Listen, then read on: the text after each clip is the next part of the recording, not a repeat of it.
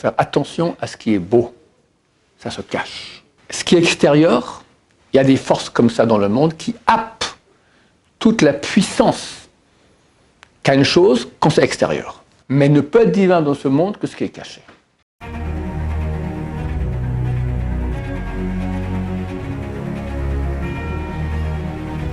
Ce cours est dédié pour un peuple juif sachant et fier de ce qu'il est.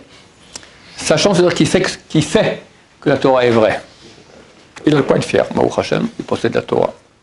Alors la question de notre cher élève. Comment comprendre dans la halakha le fait qu'on doit avoir une sniout par rapport à Dieu, même quand on est en privé, alors qu'il nous a créé, il nous voit. Alors en français, c'est une pudeur. Effectivement, la halakha nous oblige d'avoir un comportement pudique, même quand on est seul. Parce qu'Hachem est partout et voit tout. Donc tu ne peux pas te balader dans ta chambre tout nu. Et quand je dis tout nu, je suis gentil. Tout ce qu'on a l'habitude de couvrir doit être couvert.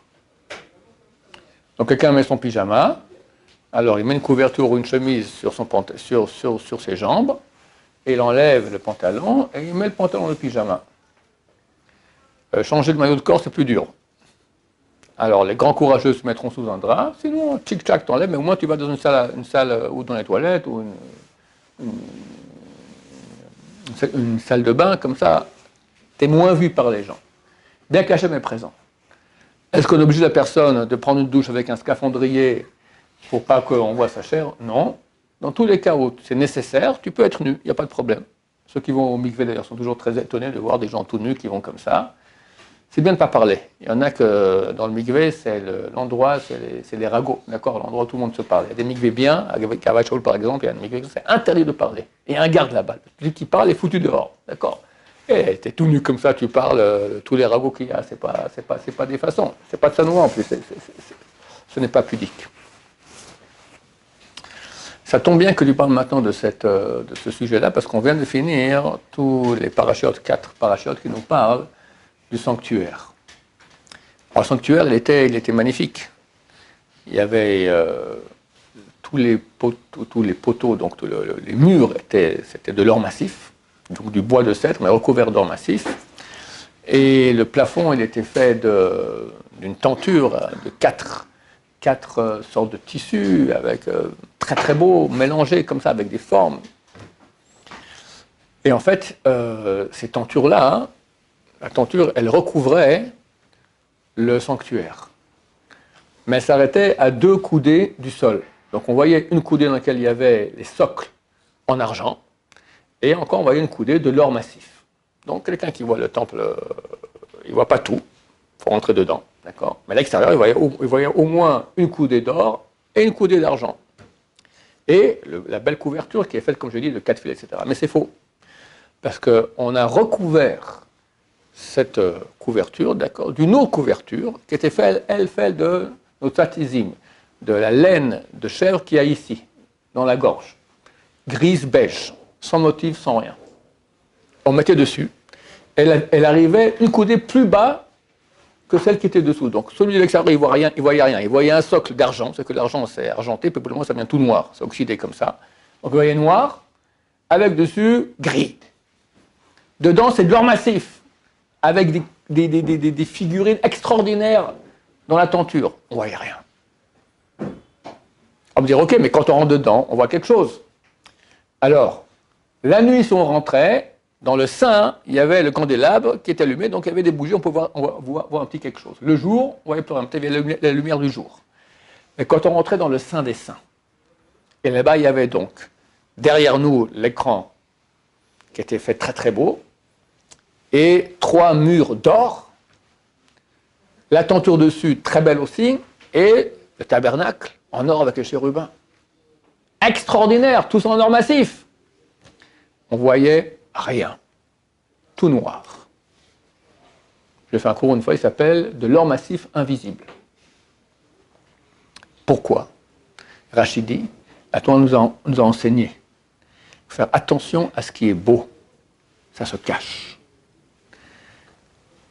Ce qui est extérieur, il y a des forces comme ça dans le monde qui happent toute la puissance qu'a une chose quand c'est extérieur. Ça perd tout.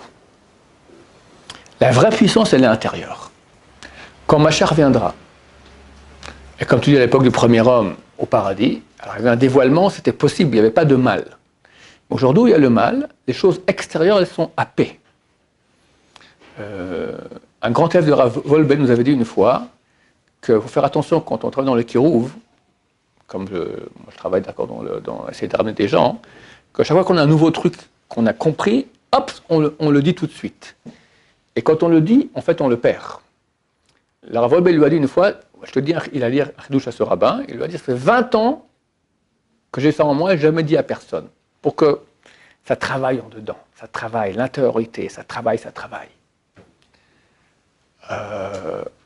Une des choses les plus profondes qu'il y a dans l'humanité, c'est l'union entre un homme et une femme. C'est ce qui donne la vie. Tu vois qu'il y a beaucoup de pudeur, que la Torah demande beaucoup de pudeur à ce niveau-là. Et les forces du mal, au contraire, elles ont complètement dévoilé tout, mais ça a perdu de toute son ampleur. C'est devenu une chose dégueulasse, tout bêtement. D'accord ? Dégueulasse. Alors qu'à la base, il n'y a rien de plus grand. Rien de plus grand, c'est divin. Mais ne peut être divin dans ce monde que ce qui est caché. Et même le temple, le sanctuaire de Dieu, aussi, c'est caché. Donc nous qui voulons développer notre intériorité avec Hachem, c'est le but. Mon corps, j'ai un corps, ok. Mais la relation entre mon corps et Hachem, c'est pas grand-chose. Hein. Hachem, c'est une chose qui est spirituelle, ça vient de mon intériorité. Plus il y aura de l'accent dans la matérialité, moins il y aura de relation avec Hachem. Le Rambam Maïmonide écrit dans son introduction à la Mishnah, il dit que la spiritualité est la destruction de la matérialité est la destruction de la spiritualité. Donc il est impossible de se brancher avec Hachem si on reste quelqu'un de matériel. Et quand on voit le matériel, ça lui donne une importance. Quand c'est caché, ça donne moins d'importance. Tu avais une question ? Oui, par rapport au Kiddushim, quand Hachem dit voilà, un fromage de quelque chose, le garder pour nous, j'ai un peu vu que c'était du gazelle là, parce qu'il veut qu'on le fasse savoir aux gens. Très bien, tu le feras savoir aux gens, mais d'abord profites-en. Il a donné à toi. Si vous le donnez aux gens, il peut le donner par quelqu'un, il peut le donner à toi. Si c'est un Kiddush dans le Rashba, dans la Gemara de Kiddushim, ça tu peux le dire tout de suite.